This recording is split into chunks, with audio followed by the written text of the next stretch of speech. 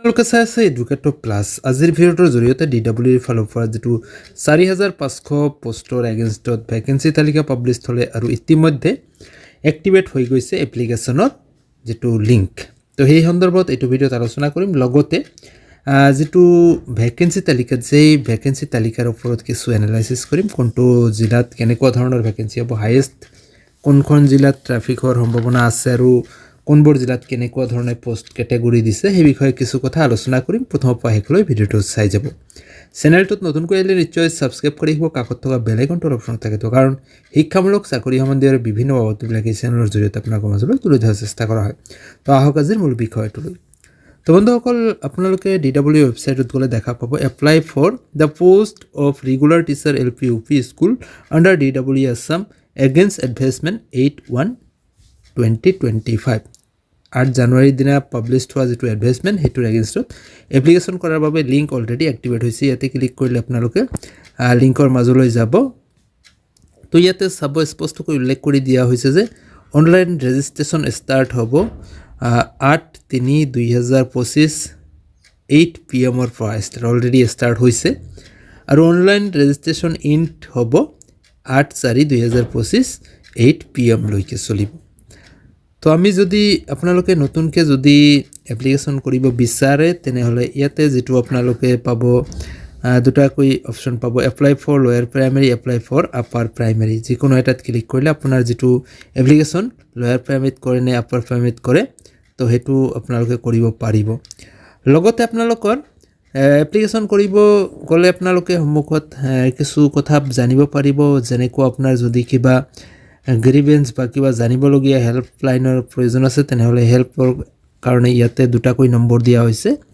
Office আৱাৰত আপোনালোকে এই দুটা নম্বৰত 10 AM পৰা 5 PM লৈকে, ৱৰ্কিং ডেজ বন্ধ দিন নহয়, এইকেইটা দিনত এই দুটা নম্বৰত কল কৰি আপোনালোকে সবিশেষ জানিব পাৰিব বিভিন্ন ধৰণৰ সহায় সহযোগিতাৰ বাবে।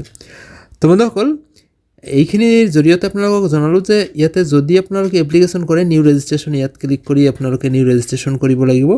আৰু যদি অলৰেডি ৰেজিষ্ট্ৰেশ্যন কৰি ৰাখিছে তেনেহ'লে লগ ইন কৰিব যাওঁতে ইয়াতে আপোনালোকে ৰেজিষ্টাৰ এপ্লিকেশ্যন নম্বৰ দি পেলাই ইয়াতে আপোনালোকে ক্লিক কৰি আপোনালোকৰ ৰেজিষ্ট্ৰেশ্যন আপোনালোকে এপ্লিকেশ্যন কৰিব পাৰিব। ভেকেঞ্চি তালিকালৈ গ'লে আমি প্ৰথমতে লয়াৰ প্ৰাইমেৰী এছিষ্টেণ্ট টিচাৰৰ কথা ক'ম। লয়াৰ প্ৰাইমেৰী এছিষ্টেণ্ট টিচাৰত আমি যদি হায়েষ্ট ৰেংকত যিখিনি পোষ্ট আছে সেইখিনি জিলাৰ কথা যদি ছিলেক্ট কৰিব বিচাৰোঁ তাতে আমি পাম।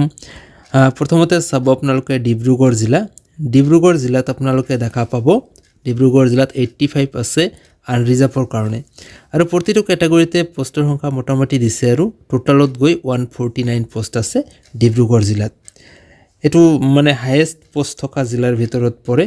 তাৰপিছত আছে আপোনালোকৰ লখিমপুৰ চাব, 15 নম্বৰত আছে লখিমপুৰ। ইয়াত 91 আনৰিজাৰ্ভৰ কাৰণে আছে, বাকীখিনি চাব OBC MOBC গোটেইখিনিৰ কাৰণে বহুত ভাল এটা পোষ্ট দিছে, 178টা পোষ্ট আছে টোটাল। তাৰপিছত আপোনালোকে যদি শিৱসাগৰলৈ যায়, শিৱসাগৰত আছে 88 পোষ্ট, আৰু ইয়াতে গোটেইখিনিতে চাব প্ৰতিটো কেটেগৰীতে কিছু কিছু পোষ্ট দিছে, ভালে দিছে, 177 পোষ্ট আছে। তো এই তিনিটা আমি হায়েষ্ট যদি ধৰোঁ তেনেহ'লে তাৰ পিছেই আকৌ কিন্তু ভালেখিনি পোষ্ট থকা আৰু দুই তিনিটামান জিলা আপোনালোকে দেখা পাব। যেনেকুৱা আমি কামৰূপৰ কথা যদি চিন্তা কৰোঁ, ইয়াত কামৰূপত আছে 74 আনৰিজাৰ্ভত, টোটালত গৈ পেলাই 162, ভালেখিনি পোষ্ট আছে। লগতে আছে আমি যদি নগাঁৱত যাওঁ, নগাঁৱত আছে 78 পোষ্ট আছে, আনৰিজাৰ্ভত 78, OBC MOBC গোটেইখিনিতে এভাৰেজ মিলাই পেলাই 158 পোষ্ট আছে এই নগাঁও জিলাত। তো এই যে 5টামান জিলা আমি ক'লোঁ, এই 5টা জিলাত কিন্তু বাকী জিলাবোৰৰ তুলনাত পোষ্টৰ সংখ্যাটো মানে মোটামুটিভাৱে ভাল দিছে প্ৰতিটো কেটেগৰী। আৰু লগতে ইয়াতে চাব আপোনালোকে টোটাল আনৰিজাৰ্ভত আছে 950, আৰু সেই হিচাপ মতে যদি আমি টি ট্ৰাইব ধৰোঁ, টি ট্ৰাইবতো আপোনালোকে কিন্তু ভালেখিনি পোষ্ট দেখা পাব। টি ট্ৰাইবত টোটালে আছে 210 পোষ্ট দিয়া হৈছে টি ট্ৰাইবৰ কাৰণে। তো OBCৰ কাৰণে 375। তো বন্ধুসকল দেখা পাব আপোনালোকে যিবিলাক জিলাত পোষ্টৰ সংখ্যা অলপ বেছি আছে আৰু লগতে সেই জিলাবোৰতেই আপোনালোকে চাব OBC MOBCৰ পোষ্টৰ সংখ্যাটোও কিন্তু বেছি আছে। যি জিলাবোৰত OBC MOBCৰ সংখ্যাটো অলপ বেছিকৈ থাকে সেই জিলাবোৰত সাধাৰণতে ট্ৰেফিকটো বাঢ়ি যায়, ট্ৰেফিকটো বৃদ্ধি হয়, কাৰণ যিসকল মানে OBC MOBCৰ মাজতো ফ্ৰেছ থাকে তেখেতসকল কিন্তু জেনেৰেল কেটেগৰীত সোমাই যোৱাৰ এটা চান্সেছ থাকে আৰু এই প্ৰাৰ্থীসকলে কিন্তু যিবিলাক জিলাত OBC MOBCৰ মানে পোষ্টৰ সংখ্যা বেছি থাকে তেখেতসকলে তাতে মানে এপ্লিকেশ্যন কৰে যদি জেনেৰেল কেটেগৰীত নাপায় তথাপিও তেওঁলোকৰ কাৰণে সেকেন্ড অপশ্যন হিচাপে OBC MOBCৰ কেটেগৰীটো ৰৈ যায় তো প্ৰতিটো মানে আপোনালোকে এপ্লিকেশ্যন কৰিব যাওঁতে ঠিক এনেকুৱা ধৰণে বস্তুখিনি এনালাইসিস কৰিব এনেকুৱাকৈ চাব আৰু নিজৰ বিবেচনাৰ ওপৰত ভিত্তি কৰি বা নিজৰ মনে বিচৰা এখন জিলাত আপোনালোকে আবেদন কৰিব ঠিক তেনেকুৱা ধৰণে আমি যদি আপাৰ প্ৰাইমাৰীৰ ক্ষেত্ৰত যাওঁ এসিস্ট্যান্ট টিচাৰ ইয়াতো পোষ্টৰ সংখ্যাই কম আনৰিজাৰ্ভত আছে 338 আৰু গোটেইখিনি মিলাই 616 আছে